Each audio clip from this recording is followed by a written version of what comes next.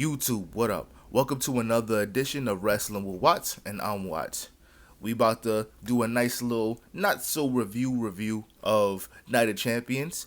Like I said before, I did not watch Night of Champions at that time. I ended up watching it later on in the evening when I got home, but I did not watch it at 1 p.m. Eastern, a specific time, because I told you guys in a previous video I was skipping out on it. I was not going to waste my Saturday afternoon watching that when I knew that it was going to be a lackluster PLE. And it looked like the PLE was put together with duct tape because, let's be real, why the hell is it called Night of Champions and only 2 championships were defended? This is the contradicting that I be talking about. Like, they Triple H and the creative, they cut their nose despite their face every single time. And it just, like I said, they're pissing on us and telling us it's rain. But there were some things that I did enjoy about it. So without further ado, let's get right into it. Let's get right into it in no particular order, by the way. I'm just letting y'all know that right now. So I'm going to start with Jacob Fatu versus Solo Sikoa for the United States Championship. And like I said before, Solo Sikoa was going to finally get that W, and I'm happy that he finally won the United States Championship because, like, let's be for real, he should have been won a singles championship on the main roster. The North American Championship didn't really count because he only had it for about a week, maybe less than a week, if you asking me. So I wasn't really excited about it, but I'm happy that he came back to NXT to win that thing. But let's get into the match. The match was solid. Solo Sikoa was doing what he was supposed to do. Jacob Fatu was doing what he was supposed to do. He was looking invincible, and even in the loss, he looked strong. And then we seen the return of Tongaloa. Tongaloa, that dude is. I feel like he leans into the comedy shit now because he knows that that's what's kind of expected of him, or that's how he's perceived from the wrestling community. So he just kind of leans into it now and does little silly stuff on purpose. And then we also finally seen the debut of Hikuleo, but it's starting to sound like he's going to go by Talatanga. Really creative, by the way, WWE. Really creative. So he put Jacob 5-2 through a table, or attempted to put him through a table with the choke slam. And quiet as kept, I would love for them to bring back destructible tables, like tables that break on impact, because it seems like every single time they can't get it right. I don't know what the hell is going on. Like, yeah, we've seen in the past, we've seen tables break on impact before the move was even completed, like when The Rock tried to do the rock bottom and the table collapsed. We've seen that a couple of times, but it's almost as if the tables are made of Teflon now, because you do a move on that table and now the table don't even break. The table don't break. What's up with that? What's up with that? Hurricane voice. But Solo Sikoa won the championship, and this is his first singles title on the main roster. And knowing Solo Sikoa and the fact that they're allowing him to lean into his character a lot more, it's going to be an entertaining title reign. Not sure how long it's going to be, and I'm not sure who's going to take the title off of him. Wishful thinking would be Jimmy Uso, due to the fact that now he's the only brother who doesn't have a singles championship to his name. But more than likely, Jacob is probably going to get it again. So, like I said, overall, solid match. Out of 5, I'll give it a 3.5. I'll give it a 3.5. Why not? Let's move on, though. Karrion Kross versus Sami Zayn. Solid match. Very solid match. Sami Zayn came out on top, as I expected. They're not going to have a guy who hasn't won any televised matches in however long. I think he beat AJ Styles, but that was it. But a guy who hasn't been on TV that much, or only been on main event, they're not going to give him the win like that. He'll probably get another win at some point. Like, he'll probably face Sami Zayn on like a random Monday Night Raw and get the better of him or something like that. But overall, it was a solid match. It was what I expected, because I'm not gonna lie, like I'm an advocate for people who get reactions to get pushes, but I'm not gonna hold you. I don't see it with Karrion Kross. That's just me. From a wrestling perspective, I don't really see it, but You know what I'm saying? You can't argue with the fans. You can't argue with the fact that this is what they want and this is who they want to see. I think he's a little overrated in the ring, but that's just me. I'm going to mind my business on that one and I'm going to move on. But overall, I guess it was a solid match. I'll give this one a 3. I'll give this one a 3 out of 5. 3 stars. Why not? Jade Cargill versus Asuka. Another one that I expected. They wasn't going to give it to Asuka fresh off the injury. I'm happy that she's back and I'm happy she's moving the way she moves, but there's a lot of other things that they can do. We can get Asuka versus Io Sky for the championship. That's something that I really want to see. And now that it looks like the women's championship division is wide open, and even though Rhea Ripley is going to try to go for some championship goal, more than likely, they're going to put her in the Intercontinental Championship scene. That's what I would do. That's what I would do. Don't put her in the World Championship scene just yet. We've already seen Io Sky versus Rhea. Let's put that to the side for a little bit. I'm more invested in possibly seeing a Japanese triple threat match at SummerSlam. I'd much rather see Io Sky versus Asuka versus Kairi Sane. A nice Japanese strong style triple threat match for the title. I know that Io's probably going to go over, but it would be cool to see Asuka get it too. Who knows? But that's kind of my thing. I want to see that personally. But as far as the match with Jade Cargill and Asuka, it was a pretty decent match. I'd say a lot of people are getting on Jade Cargill online, and I'm just kind of like, why? Why does everybody?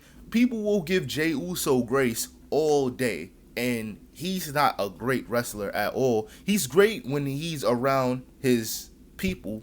You know, he's great when he's around the Jimmy Usos, the Solo Sikoas, and stuff like that, the Roman Reigns. But you put him out there on his own, I mean, average at best, I guess. So I don't know why I see so much Jade Cargill hate. You know, I understand that we're beyond the point of, all right, she just got here and stuff like that. But if y'all going to give grace to one person, give grace to everybody. And I, for one, think it was a solid match. Just because she didn't, do the pin correctly, there's a lot of other botches that people don't talk about, but a lot of their favorites be botching, and they want those guys to be at the forefront. So I'ma just mind my business on that one, and we're gonna talk about that on a later date. But overall, I'll give Asuka versus Jade Cargill a 2.5.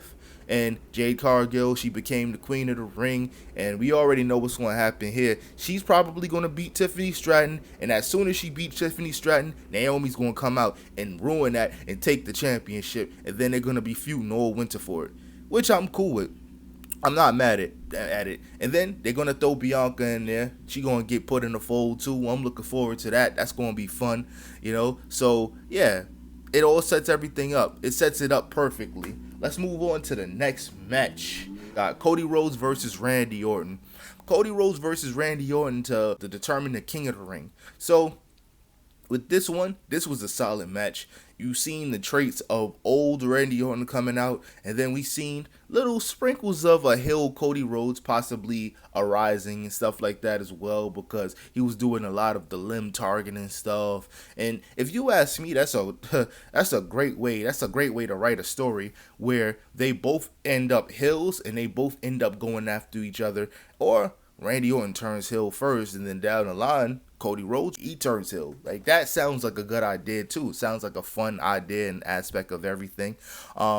Ultimately, Cody Rhodes went over and he won the King of the Ring, and he will be facing John Cena at SummerSlam. So we're getting John Cena versus Cody Rhodes number 2, and more than likely Cody Rhodes is gonna go over, but I don't know. If the WWE is smart, they'll probably drag this out until maybe, I don't know, like October. A little bit towards the end. Maybe we get a double turn. Maybe Cena turns face and Cody turns heel. That would be fly too. But overall, I think, to me at least, Cody Rhodes versus Randy Orton was the best match on the card. That's just me though. I really enjoyed that match. We got a good amount of everything. We got finishers, we got technical moves, we got a little bit of everything. So, me personally, I'm giving that match a 4. That's just me. So, let's move on. Rhea Ripley versus Raquel Gonzalez. And I'm pleasantly surprised. This is what happens when you give wrestlers more of an opportunity to have a match. I understand that Monday Night Raw is fast paced and stuff like that. I understand that there's ads that have to be put in place of certain parts of Monday Night Raw. I understand all of this, but you cheapen the product and you undercut the fans a little bit by not allowing these wrestlers to cook for more than 3 minutes. That's just me. You know, all this time that they're allocating for segments and stuff like that could be allocated for actual wrestling matches. And we was able to see what Raquel and Rhea could actually do when they get more than just 3 minutes or more than just 4 minutes at a time. I think this match was about 15 minutes. We ended up seeing Rhea Ripley go over, and the match was pretty good. Raquel, she showed out. This was like a coming out party where she's not just a smiling woman who just flexes her back all the time. So I was happy to see that. We seen Roxanne Perez try to help and try to do a nice little assist, but to no avail. Rhea Ripley ended up winning still, and I'm not mad at it. I'll give this match a 3.5. That was a calm match. That was a really good match. Definitely one of the matches of the night for sure. Now we got the main event, which was John Cena versus CM Punk. We saw John Cena versus CM Punk, and they had a solid showing. Not the greatest. Definitely probably not going to be the last time they face each other, if you ask me. I think we get another John Cena versus CM Punk match before it's all said and done. I don't know if it's going to be for the championship, but we're definitely going to see it. We're for sure enough going to see it. So a lot was going on. Seth Rollins tried to cash in on John Cena, and then as Lil Nate tried to run down to the ring, Cena stopped him with a nice little like pounce tackle. That was crazy. And then these guys, Bronson Reed and Braun Breaker, this is how you know these guys don't really have no chemistry, because both of them don't know whether they're coming and going most of the times. Like, they just be doing like little random stuff. They tried to put Boyd through the table. I think, yeah, they tried to put CM Punk through the table, and it didn't even really work out in their favor because the table didn't even really break. And then Penta came out, and then he stopped these guys from jumping CM Punk. And then Sami Zayn came out too. And it was just a clusterfuck. You could tell that they didn't really think none of this through to the end. And then John Cena had to save the entire thing by, stopping Seth Rollins from cashing in and hitting him with a AA and all of this. It was just a clusterfuck, man. And really and truly, I'm giving this match a 3. Because the match was cool up until a point. And then John Cena, he was acting like he was going to be a babyface again. And then he just snapped back into his heel stuff. And then he ended up beating CM Punk for the 1, 2, 3. This is far from over. I like how they're incorporating, and they're just not making it seem like Seth Rollins is just going to cash in on the World Heavyweight Champion. So I like that they're kind of playing on I can go for either title. It don't really matter to me. And I think that'll end up probably being a catalyst in some capacity for John Cena coming back and becoming a babyface again. Because I think the original plan was for Logan Paul to be the guy to snap back into reality. But with Logan Paul being on the shelf for however long he's going to be on the shelf, I think plans changed. So they had to pivot a little bit. But overall, man, not a great pay-per-view, but not a terrible one. Not the worst I've ever seen. But overall, out of 4 stars, I said 4 stars, but my bad, y'all. Out of 5 stars, I'll give this a 3. 3 stars. 3 stars is solid. 2.5 maybe. But nothing to really jump off the porch for. But ladies and gentlemen, let me know what you guys think in the comment section below. I appreciate y'all. I catch y'all in the next one. I'm out. Peace.